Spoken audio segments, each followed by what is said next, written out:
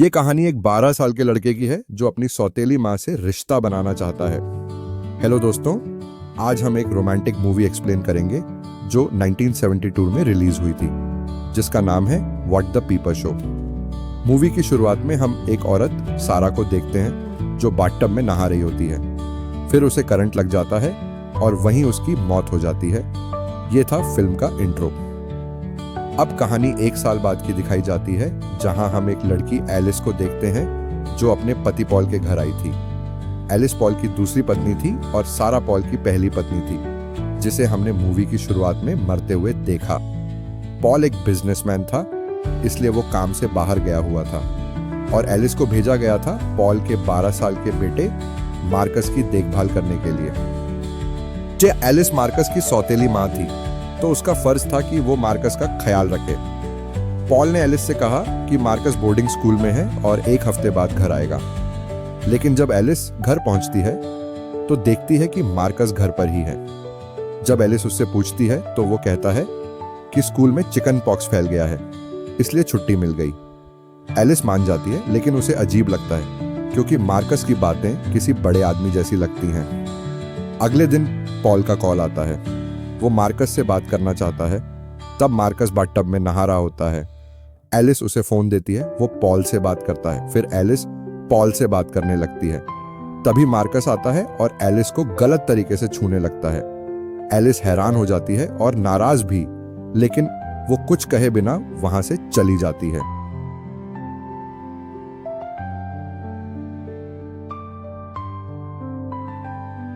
एक दिन Paul Alice से पूछता है कि क्या उसने लॉकर से पैसे निकाले। एलिस मना करती है। असल में मार्कस ने पैसे निकाले थे टैक्सी के लिए, लेकिन मार्कस कहता है कि मैंने तो बस 500 रुपए लिए थे। एलिस कहती है कि तुमने तो मुझ पर आरोप लगाया था कि मैंने सारे पैसे निकाले। मार्कस तुरंत पलटकर कहता है कि मैंने ऐसा कुछ नहीं कहा। एलिस परेशान हो जाती है और मार्कस के कमरे की तलाशी लेती है। वहां उसे पैसे नहीं मिलते, लेकिन एक फटा हुआ लेटर जरूर मिलता है। फिर एक दिन जब पॉल और मार्कस स्विमिंग कर रहे होते हैं, मार्कस पॉल से कहता है कि एलिस उसका ध्यान नहीं रखती और उसे पसंद नहीं करती। एलिस ये सब सुन रही होती है, लेकिन पॉल बच्चों की बातों को हल्के में लेता है। फिर पॉल एलिस से पूछता है कि क्या उसने मार्कस का कमरा चेक किया था। एलिस जवाब नहीं देती। एक दिन एलिस स्कूल जाती है सच जानने के लिए। वहां उसे पता चलता है कि मार्कस छुट्टी पर नहीं है, बल्कि उसे स्कूल से निकाल दिया गया है। उसने एक लेटर भी भेजा था जिसे मार्कस ने फाड़ दिया था। उस फटे हुए लेटर के टुकड़े एलिस को उसके कमरे से मिले थे। स्कूल में उसे पता चलता है कि मार्कस दूसरों के घरों में झांकता है और लोग जब रोमांस कर रहे होते हैं तो उन्हें देखता है। साथ ही वो स्कूल के आसपास घूमने वाली बिल्लियों को भी मारता है। उसके गंदे कामों की वजह से उसे स्कूल से निकाला गया। एक दिन एलिस पॉल के साथ एक पार्टी में जाती है, जहां उसकी मुलाकात सोफी नाम की एक महिला से होती है। सोफी बताती है कि सारा की मौत बाथटब में डूबने से हुई थी।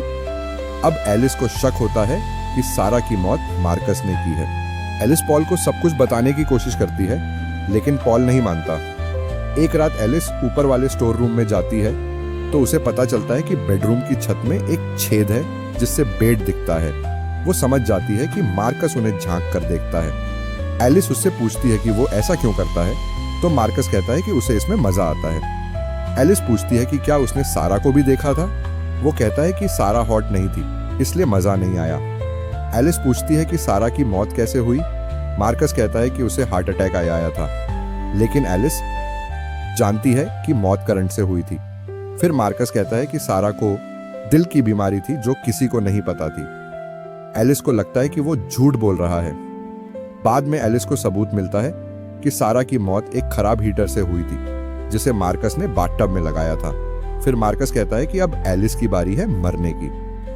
एलिस डर जाती है और मेंटल अस्पताल भेजी जाती है। कुछ महीनों बाद जब वो ठीक होती है तो वो पॉल और मार्कस के साथ पार्क जाती है।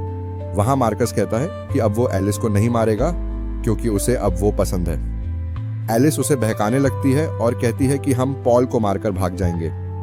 फिर वो मार्कस को किस करती है। तभी एलिस एक कार को आते हुए देखती है और अपने डॉग की बॉल रोड पर फेंकती है। डॉग को बचाने के लिए मार्कस भागता है और कार से टकराकर मर जाता है। एलिस उसकी लाश देखकर मुस्कुराने लगती है। अब वो आज़ाद है। प्लान कामयाब हुआ और मूवी यहीं खत्म होती है।